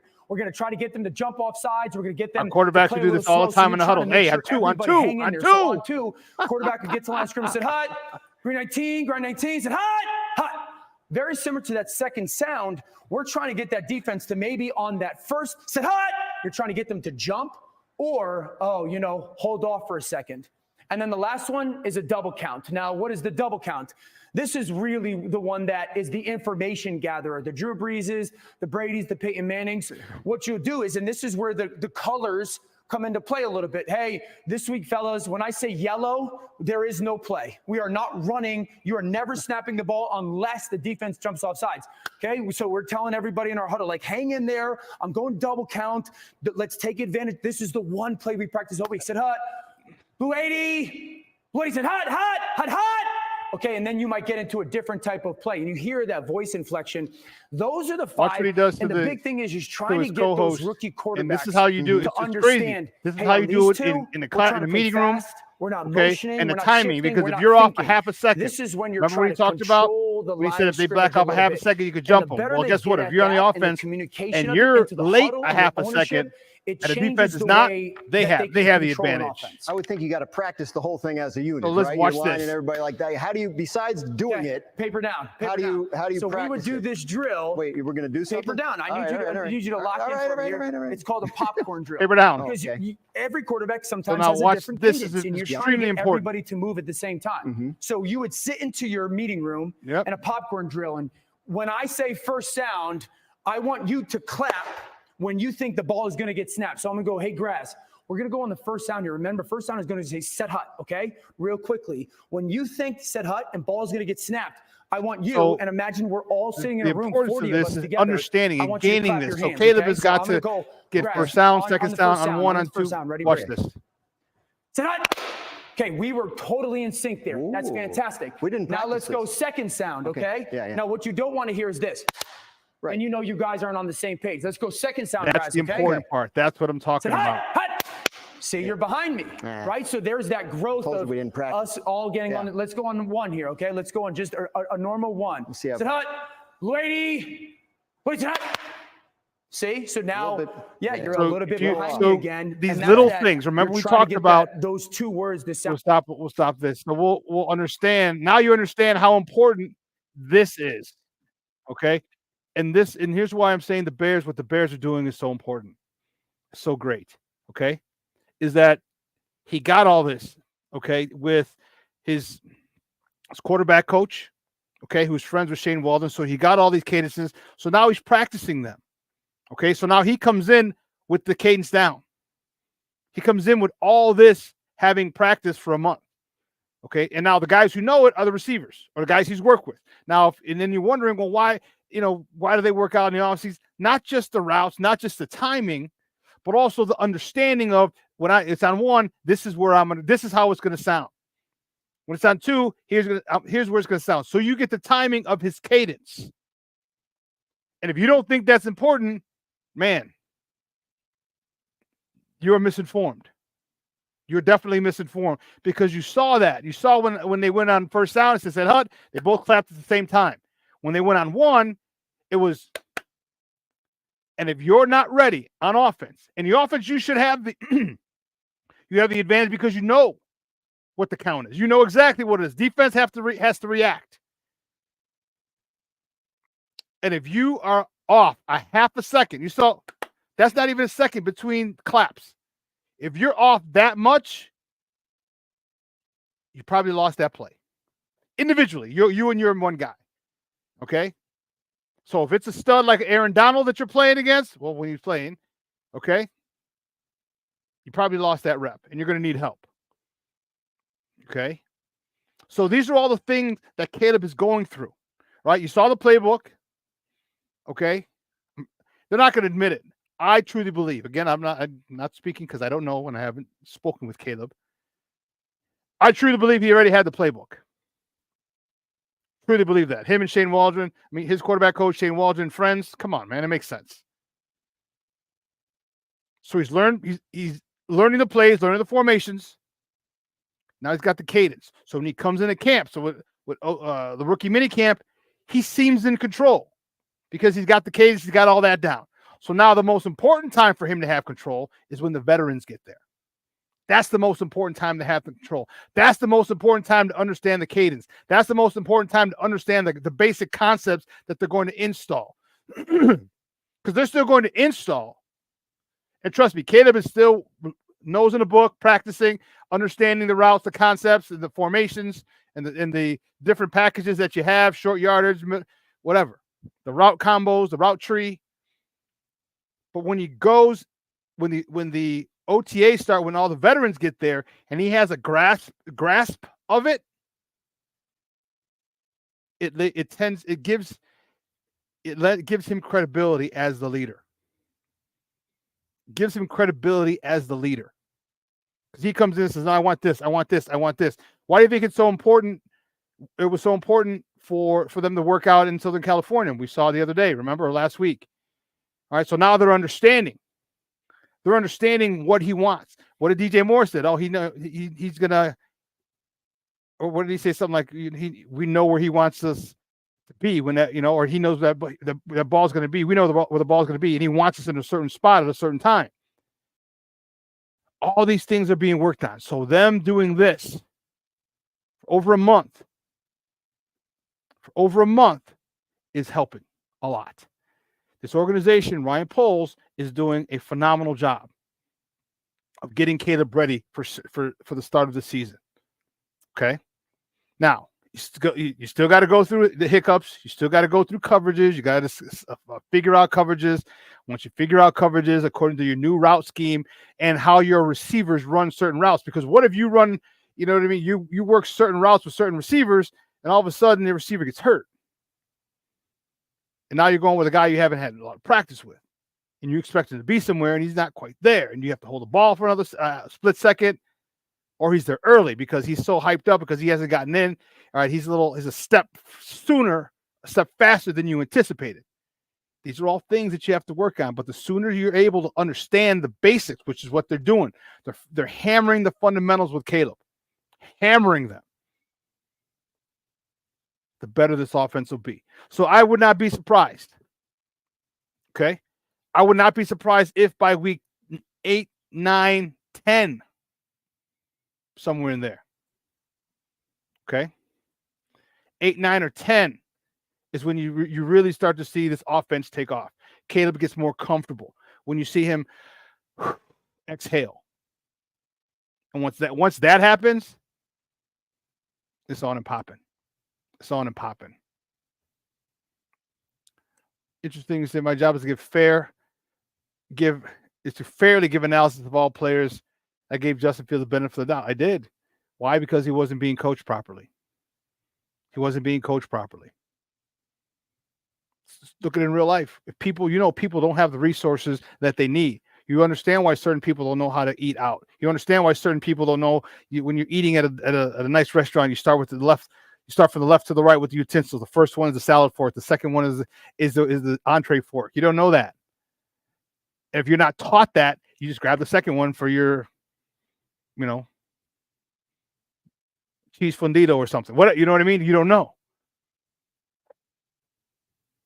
But when you're coached properly, you're taught, then the margin of error, the tolerance goes down. And of course you got to have tolerance for him because he's a rookie. But he's going to have a lot more than everybody. So you see what's happening there. And I really like, and I just can't tell you how important that is. And these are all small things. And remember, if you remember nothing else from me, and it's the only thing that you learn from me. If you take care of the little things, there are no big things. Okay? And those little things are the difference between 3rd and 1 versus 3rd and 6, or having to play blown up because you came off a half a second slow. A fraction of a second, you're slow. And the defense wasn't. And now you're fighting, and there's a twist, and all of a sudden you're off balance, and the twist comes and you can't get to the twist. Or the guy just gets to you, he gets underneath you, gets leverage, gets by you. And if you know the old saying, if I'm even, I'm leaving. If he gets even with you, he's leaving you. So these are all things that the Bears are doing to help Caleb. And there's a lot, like you look at some of the things look at what Ryan Poles has done to help Caleb. Okay? Look what he's doing. Okay? So believe me, when I tell you to calm down, it's not because I'm hating on you. All right? Because I understand what they're doing. I understand your excitement. Let it play out. He's going to throw for 4,000 yards and 30-plus touchdowns. He has the potential to, yes. Yes. But again, as a coach, as a player, I never said, well, he's going to do this. You set goals, and you achieve them. And you don't look at the goals. You don't say, well, today I'm going to try and get 150 yards rushing and 2 tutties. No, I never did that. In my 30 years of playing football, I don't think I've ever said, I want to get 125 yards. My goal is to get 100 yards every game. But I never said I'm going to get X amount of yards, X amount of touchdowns, because you don't know how the game is going to play out. So, yeah, my thought process is as he gets comfortable with this, and when it clicks, and it's not linear. All right, understanding this offense is not linear. Everyone getting on the same page is not linear. And then you're going to have injuries that amass during the season. So now you got to get one guy, get him on the same page as everybody else. Because if 10 other guys are on the same page and one guy's not, guess what? That play doesn't work. How many times did we see the ball rolled back to Justin, or jumped or tossed snapped way over his head? So now he's taking his eyes off the coverage.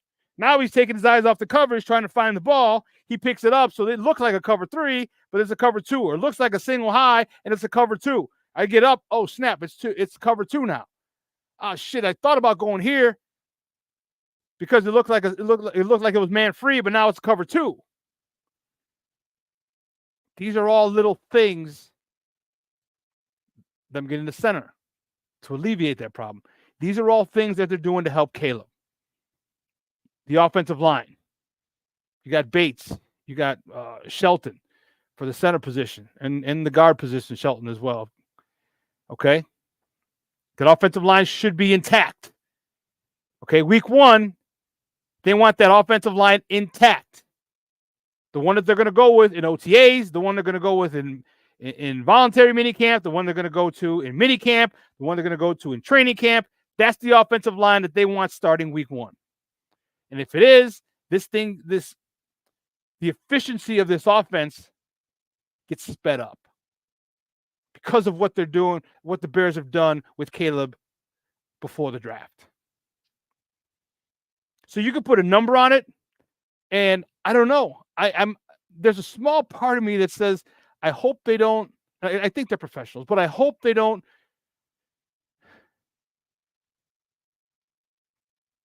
DJ Moore mostly. Hope DJ Moore doesn't get slighted. And here's why. All right, he's already known Keenan Allen. I'm talking Caleb Williams. Caleb Williams has already known Keenan Allen. Okay? You saw him, they dapped up at his pro day and whatever. And his boy Roma Dunze is like the man. Like, they train together. They took the same flight together. They're celebrating at the draft together. They got drafted on the same day together in the first round together.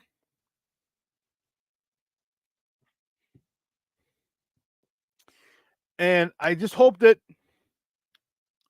the relationship with those two doesn't push DJ down. I don't think it will, but there's something in me that says, I just hope it doesn't. Because DJ is the man. And there's only a small part of me believes that because he worked out with DJ. All right, he's worked out with DJ in California. You saw him work out with DJ there at Hallis Hall the other day. So hopefully they continue to work out in the offseason. I just don't want that to be an issue. Because because you got two studs. And I left Rome Odunze out because he hasn't done it in the NFL yet. Okay. And I have no doubt that Rome Odunze is going to be another stud. Okay. But right now you got two. Okay, let me say this for all you people who think I hate him. Hey, Caleb. He's got two proven studs and one more that just needs to show it. So that's what I'm worried about. That's what I'm not even worried, just keeping an eye on. Not even worried, just keeping an eye on it. Okay? It's a lot. It's a lot.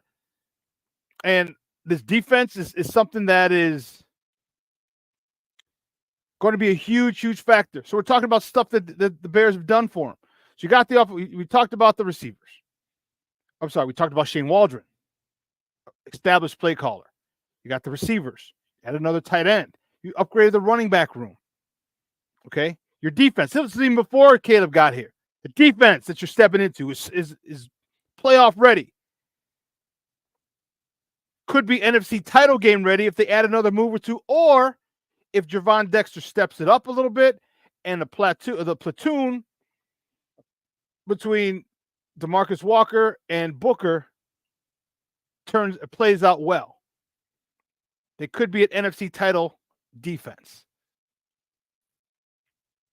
But then the one thing that people are talking about and that they haven't, that people poo-pooed, is the punter. Why people are doing that punter like that, I have no idea. When we here in Chicago understand, and we saw, we had a Hall of Fame view of what a punt returner can do with Devin Hester, who's going into the Hall of Fame. Imagine what a Hall of Fame punter, a guy who can manipulate the ball, deaden it inside the 10, having it, whether it just downs it or it veers out of bounds after it bounces at the 3 or at the 4. And people are like, oh, that's a wasted pick. Do you understand how that helps? That helps Caleb as well. What now? Think about having the offense, and I said it last week, a couple weeks ago. I said about at least 15 to 20 times our punter is going to have opposing offenses starting inside the 10. Maybe in the 5, which is inside the 10. What if they're starting at the 3? Defense holds them, 3 and out, punt return, 10 yards, gets in plus territory. Now we got to go 40 yards, 42 yards to score. This is helping the quarterback. This is helping Caleb. Oh, yeah, by the way, Keenan Allen, he's 6'5". Cole Kmet, he's 6'5". Rome Odunze, he's 6'3". DJ Moore has won jump balls plenty of times that we've seen. We've seen him do that. We've seen Keenan Allen do it. We've seen DJ Moore do it. So now we only got to get 20 plus yards before I can throw it up into the end zone and have my guys go get it. These are all the things that the Bears have done to help this quarterback, to help Caleb become extremely successful. And yeah, he's going to have his hiccups. He's going to. He's also going to have some pretty damn good plays. He's also going to have some highlight reel exciting plays that people are going to talk about. And that's from what Ryan Poles has done. And I salute him. Hats off to him. Okay. For setting this team up and this offense in particular with all the weapons you have on offense, the weapons you have on defense, and now the weapons you have on special teams. This is going to be fun. And we keep talking about it because we're excited. Just don't get crazy. He's going to throw for 4,500. He's going to throw for 5,000 yards and 40 touchdowns. Relax. If he doesn't throw for 4,000 yards, guess what? I'm not upset. If he throws for 3,200 yards, I'm happy. But what we want to see is progress. So we're going to find games. We'll find games and we can say, okay, you know what? They might take the training wheels off a little bit. These DBs suck, or maybe not. 2 of their DBs are out. 2 of their DBs are out, and their best pass rusher is out. Okay, now we got to be educated fans. Now we have to follow who's hurt, who's playing on the opposing team, and say, oh, where can we attack them on defense? Their run stuffer's out. Well, guess what? Don't expect them to throw the ball 8,000 times then if their run stuffer and their leading tackler, who's a middle linebacker, is out. Don't expect them to throw 45 times. It's about getting the dub, getting the win. Cornelius, we are here. And I love what Caleb said when someone said, oh, about wild throws. He goes, I'm not here to wow you. I'm here to win games. That, to me, that was probably the most important thing that he said this offseason to me. I'm not here to wow you. I'm here to win games. Because if he has that attitude, it's going to be similar to Jim McMahon. Jim McMahon wasn't the best quarterback in the NFL, but Jim McMahon could sling it. For those of you who thought, oh, it was just all Walter and this, no. Jim McMahon set some records at BYU slinging that ball to Robbie Bosco was the player. I can't think of the head coach now. Jim McMahon used to sling that ball. He could throw it. Jim McMahon came along a little too early. Imagine Jim McMahon in the run and shoot or the air raid. Yeah. Jim McMahon was a bad boy. He could sling that ball. But they didn't have to. Why? Because they had Walter and you had a phenomenal defense. And there were games that Jim McMahon had 250, 300. So I'm not looking at numbers for Caleb. I'm looking at development. And he might get those numbers. He might get 38. He might get 4,000. Good. I'm not worried about that. See, this is where you don't, as fans, don't worry about the numbers. Numbers are, because remember Justin last year when DJ Moore had the 3-touchdown game against Washington. Remember he threw the quick screen to him, or the naked screen to him, and the DB gambled and missed. Well, Justin didn't do anything. Oh, I shouldn't say that. He got the ball there late, but that wasn't because of Justin. He didn't throw him open. He didn't find him in a hole. He didn't find him in the soft spot of his zone. He threw it to DJ. DJ made the dude miss, or the dude just stepped slow, and now he went off. So don't look at the numbers. Look at the progress. Look at the development. And I'm happy to say that the development of this quarterback is coming along rather nicely. Now, you might not see it, and again, I understand why people are like that. But just relax. Relax. Because he's going to struggle. And I don't want you saying, oh, Caleb has a couple bad games. People are going to get mad. Oh, he's this, he's that. Relax. It's all about 17 games, 18 weeks of the season. It's going to have his ups, it's going to have his downs. We're going to have a lot more ups than downs. But don't get so hyped up and don't overhype stuff, and don't over-exaggerate stuff. All right, because you'll see it. It's going to play out in real time. It'll play out. No Christmas Day games for the Bears. Here's another thing: the NFL, son of a gun. Christmas is on a Thursday, if I'm not mistaken.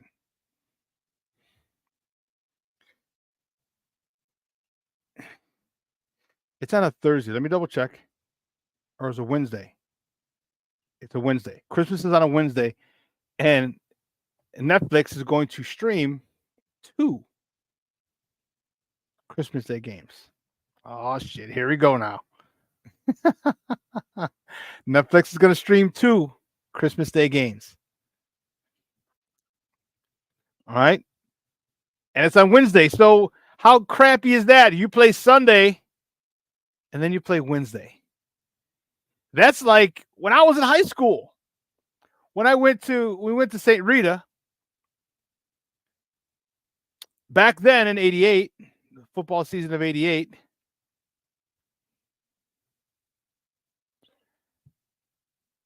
the high school playoffs were as follows. After the first playoff game was on Wednesday. And for us, we played our last regular season game was at Loyola. And Loyola, for some reason, always had their games on Sunday. I don't know why. They had their own field. So it's not like you can't schedule the game for Saturday or Friday, because Friday Night Lights wasn't really big. The movie was out, but we didn't play, and most people didn't have lights. So it was Saturday afternoon were most games. Okay. If you had your own stadium, obviously you had lights, but some people had lights.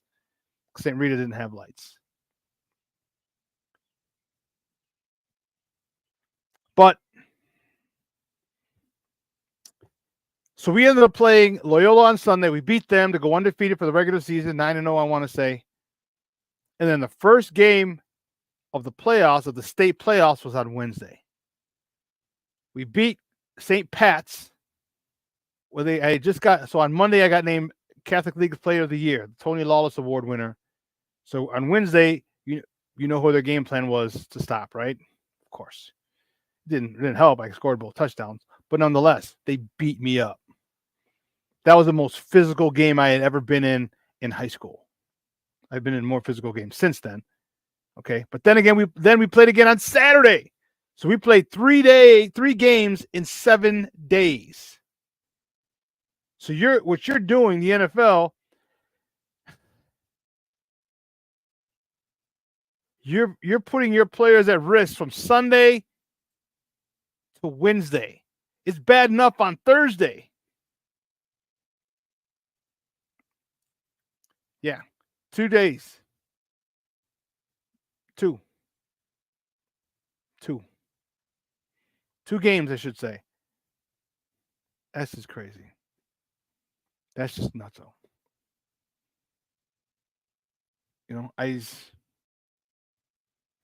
They're streaming 2 games this year, and they're going to stream a game in 25 and 26 as well. Another game.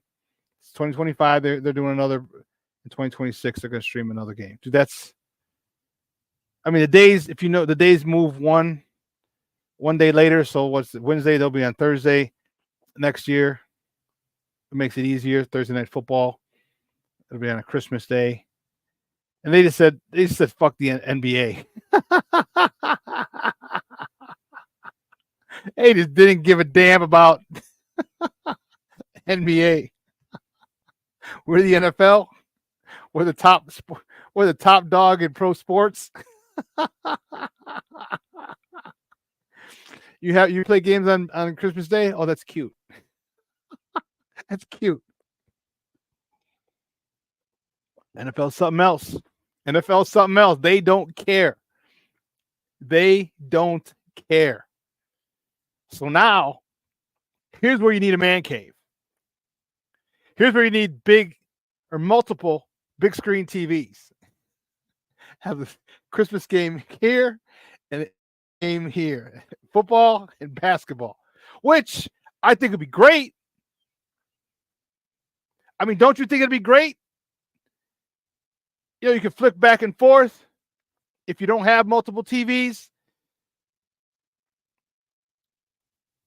I think it's my only thing. See, the next couple years, so next in 25 and 26, it'll be fine. It'll be a Thursday night game. In 25 and 26, it'll be a Friday night game. That's cool. The NFL plays games on Saturdays at the end of the year, so that's fine. And you can always say, hey, if there's a team that make sure one of the teams or two of the teams are coming off a bye. You know what I mean? There's ways you can do that. Okay. Which benefits. If you're coming off a bye, it doesn't matter when you play. Wednesday, or you're getting a whole week off, and then would it be 10 days as opposed to 14? Well, all right, you can live. But that's it, baby. That is it.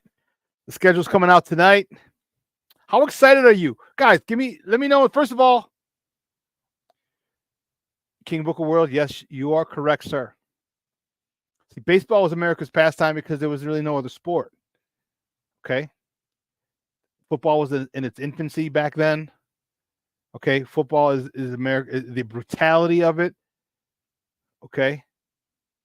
The brutality of it is what appeals to a lot of people. Okay? It appeals. The violence. To control the violence is what appeals to people. Played in a football tournament in Mexico. We played 2 games in 1 day. Ooh. Damn. That's crazy. That is crazy. But in football, NFL runs stuff now. NFL runs the country. It runs the country. So it's going to be pretty cool watching those on Christmas Day. Like I said, this year it'll be on Wednesday. Next year in 25, it'll be on a Thursday. In 26, it'll be on a Friday. Okay, so we're on 24. I think 28, 27 will be on Saturday if they play. 28 will be on a Monday. Okay, just because leap year. Okay. Well, yeah, it has more action, but it also, the violence is it really it ignites and excites our primitive instinct. Okay, the violence is what people love. All right. I mean, how many times when there's a good hit, we're like, oh, people like, yeah, boy. You know what I mean? And a good hit, a big sack, quarterback gets blindsided from behind, or a quarterback gets hit in the front side, face mask in the chest. You hear how people go crazy over it. It's the primal instinct in us. And the action. I mean, we're thinking of big, strong, fast athletes in a confined space knocking the dog snot out of each other. And you know why? Another reason why football is so popular? Not everybody can play it. Not everyone can play it. I mean, you can join a semi-pro team like we did, but even so, you might not even play on a semi-pro team. All right, there's just guys, especially nowadays, man, you get a lot of people who didn't make who played college ball and didn't make arena teams, didn't make, the NFL, and they're playing semi-pro. Some good semi-pro teams. Teams littered. Hell, the team we beat when we went down to Florida was littered with a lot of D1 players. A lot of guys from Ohio State. We played at Central Ohio Lions. Right, the first time we went down to Florida, the first time we won our first national championship with the Thunder. We looked at their roster. There was like 8. And like 4 or 5 of them were from Ohio State. 8 offensive linemen. 4 or 5 of their 8 offensive linemen, 10 offensive linemen were from Ohio State. I was like, oh, jeez. I don't know if they graduated there, but they played there. Just to play there, you're not going to get there unless you're pretty damn good.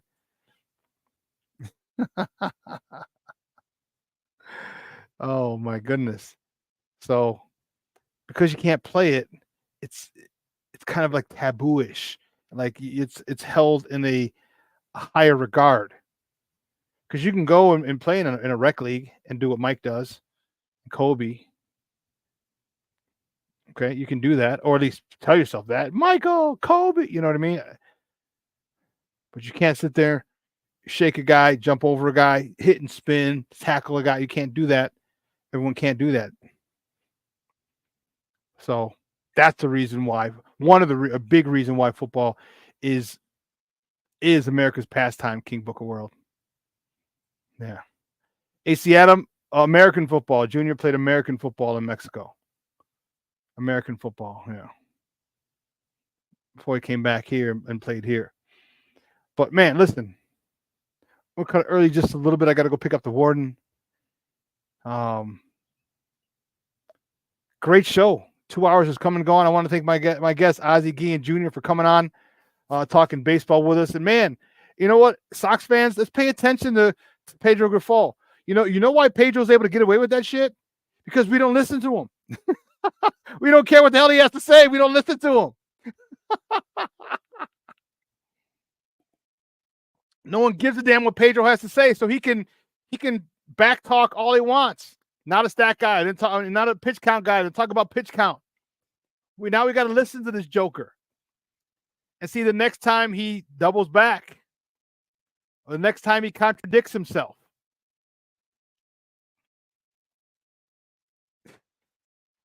And when he said that, I'm like, I don't listen to him. I don't listen to his post-game presses.